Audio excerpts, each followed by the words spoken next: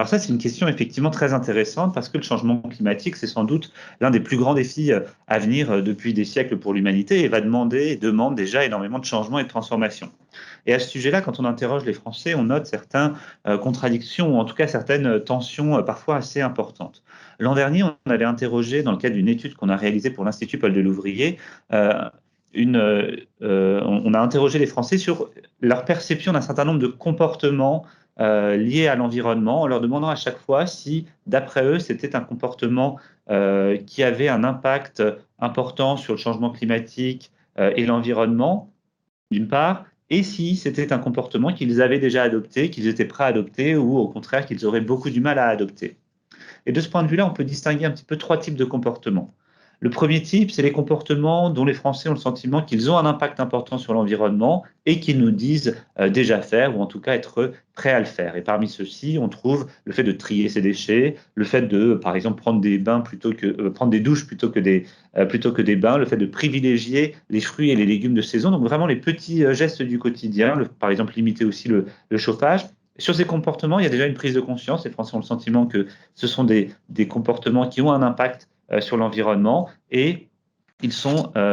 déjà prêts à les faire. Donc là, on est des comportements sur lesquels il faut, en tout cas de la part des pouvoirs publics, entretenir cela, essayer de préserver ces comportements et de faciliter les choses pour les citoyens.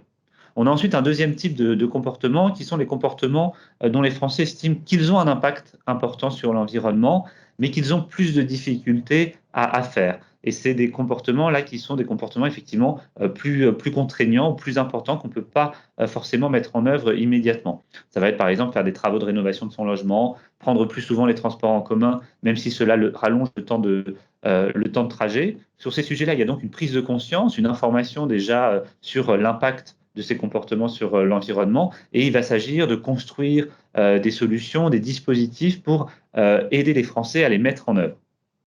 Et enfin, il y a un troisième type de comportement, c'est celui sur lesquels les Français, des comportements que les Français ne disent pas forcément avoir déjà adoptés, ou seule une minorité dit l'avoir déjà fait, et en plus, des comportements dont ils estiment qu'ils n'ont pas un impact très important sur l'environnement ou sur le changement climatique. Et là-dessus, on a par exemple le fait de limiter la consommation en viande, le fait de réduire le temps passé à regarder des vidéos à la demande ou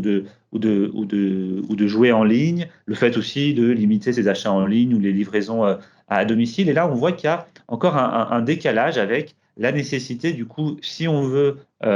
changer les comportements, de déjà faire prendre conscience aux Français que ces comportements ont un impact sur l'environnement et sur le changement climatique. Et c'est difficile parce qu'on est sur des comportements qui vont à l'encontre d'habitudes qui sont souvent très bien ancrées ou de normes sociales très établies, comme par exemple la consommation de viande, et aussi le fait finalement que toute la pollution liée au numérique, aujourd'hui, elle n'est pas vraiment tangible, elle reste encore très peu perçue par la population, et ça demande du coup, en termes de prise de conscience, des investissements importants de la part des pouvoirs publics.